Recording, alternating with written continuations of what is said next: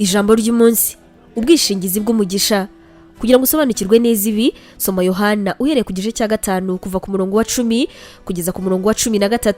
Buri muntu wese umwe muri twe afite ibice bigera kuri 4 kandi yisangamo. Igice cya mbere ni uko twaracunguwe kandi tubizi. Icya kabiri, dukeka yuko twacunguwe ariko ntabwo ari byo. Icya gatatu, ntabwo twishimira yuko twacunguwe. Icya kane, ntabwo twacunguwe ariko turifuza yuko twakabaye twaracunguwe. Muri ibyo byiciro bine byose wowe wisanze mu kihe? Gucungurwa ni ukwerekana ko Imana binyuze muri Kristo Yesu ndetse umuntu akababarirwa ibyaha bye byose mu buzima. Ni umurimo w'Imana mu mutima w'umuntu kandi uherekejwe n'izindi nyungu nyinshi zitandukanye Imana iteganyiriza none ndetse no mu bihe bizaza. Mu bintu byose dukora tugomba kumenya ngo ese niye tugiye kumara ubuzima bwacu bw'iteka mu by'ukuri. Iki kibazo igisubizo cyacyo buri muntu wese yakaba yakizi kandi akibona bitewe n'imirimo ye hano mu isi.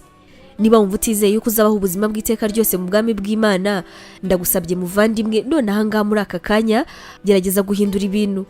Icya kabiri, menya yuko Imana yifuza kurokora buri muntu wese. Soma muri Timoteyo wa mbere igice cya 2 ku murongo wa 4 nibwo uri buze kubisobanukirwa. Ntabwo Imana ishaka kurokora buri muntu byonyine, ahubwo yanashyizeho uburyo bwo gucungurwa binyuze mu mwana wayo Kristo. Kugira ngo bino nabyo byumve, soma Yohana igice cya 3 uhereye ku murongo wa 16. Imana yatubwiye ko tugomba kwizera Kristo kandi tukanamuhamya imbere y'abantu. Imana yo mu ijuru ntabwo na rimwe igiye isezerano ryayo, ndetse niba wizeye Yesu nk'uwagucunguye uzabarirwa ibyaha byawe ubundi wakirwe mu muryango mukuru w'Imana. Ese ko Imana itanga impano zayo ku buntu binyuze muri Kristo, urumva witeguye kuzakira? Ubu butumwa mwabuteguriwe kandi mwabugezwagaho na Nibinije Evangelical Ministries International, ariyo mu magambo ahinnye izwi nka NEMI.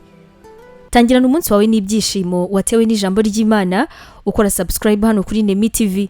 Biroroshye cyane, ni ugukanda kuri ako kantu k'umutuku ubona, ubundi ikintu cyose dushyizeho ukaba wa mbere kukireba. Ntugacikwe n'ijambo ry'Imana tukugezaho umunsi ku munsi, komeza ubane natwe.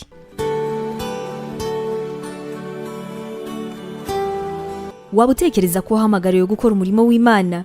Wifuza inyigisho zacu se zisohoka buri munsi zagufasha mu buzima bwawe, cyane cyane zigukomeza mu bibazo? Umva wifuza kwiga ibijyanye na teolojiya ukamenya ijambo ry'Imana, intwaro yagufasha mu buzima?